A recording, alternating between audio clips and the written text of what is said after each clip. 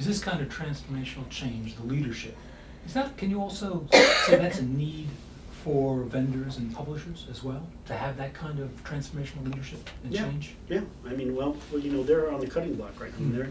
They're at a dramatic point in time. Many of them see down the horizon what's going to happen. In fact, Elsevier has been trying for 2 years to sell their journal division. Oh, really? They see the writing on the wall that they are not going to be profitable in the future with the way the marketplace is going. Nobody's going to buy it because it's true. Eventually, this marketplace is going to collapse. It has to. It's unsustainable. We've already talked about that. That's why we call it unsustainable. It isn't. I mean, you know, they come at us with these huge price increases and they don't even take into account the fact that the economy's tanked. Libraries have no money. They're still coming at us with these just unsustainable price increases. Mm-hmm. Where's that coming from? It's coming from their shareholders. And when the shareholders are unhappy, the stock goes down. And when the stock goes down, the company goes bankrupt. So they want to ditch unproductive elements. And one of them for Elsevier will be the journal division because it will not be sustainable at this rate of inflation. They've already ditched several. So I mean, they're smart in that, and they should be. I mean, that's a good company. But I mean, they've taken out everything they can so far. And in the future, I mean, other places like Taylor and Francis or Wiley, whether they can adapt, I don't know. But just continuing to charge us more, and then, for instance, in the open access environment, then charge us per article to go to an embargo on an article for thousands of dollars, that's ridiculous. I mean, that's unsustainable too, but you can see they're just trying to find a way to work in this environment and keep their profits up. It's not going to work.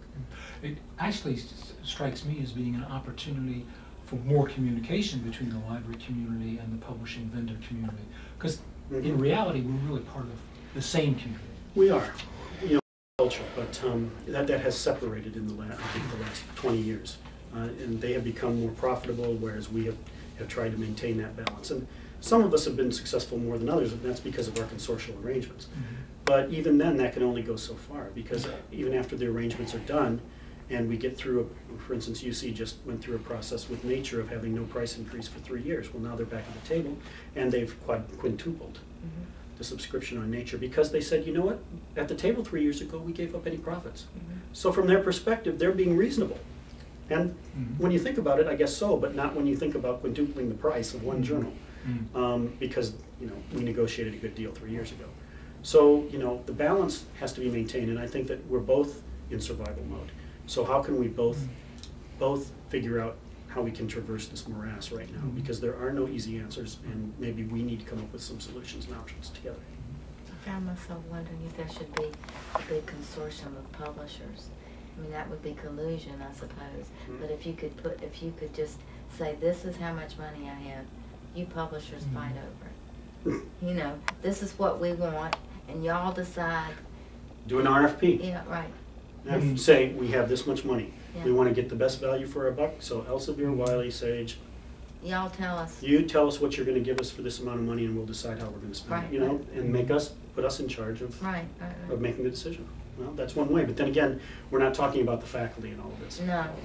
And faculty politics, as we know, drives quite a bit of I tell you the truth, we found out that in order to get a set of journals that we wanted from Elsevier, it was going to cost us $60,000 more. And we're already paying them $300,000. And I said, we're not doing it. We're just not doing it. We're gonna get another way. Well, when we could do all the figures, nobody was accessing it anyway. Right? I have to no. I mean, it would have cost us more to interlibrary loan those in person. Really? I mean, the per article cost. And you use the statistics of those. Well, that's why we need to do the assessment, because maybe it is a good decision. And we were decision. Forced to pay the money, or else people would have screamed. So, you know, but we did. I said we aren't going to do it, but we did it. Brad, thank you very much for coming up and spending some time with us here in the Penthouse. We really appreciate it. I learned a lot, and I just want to say thank you. Thank you very much for having me.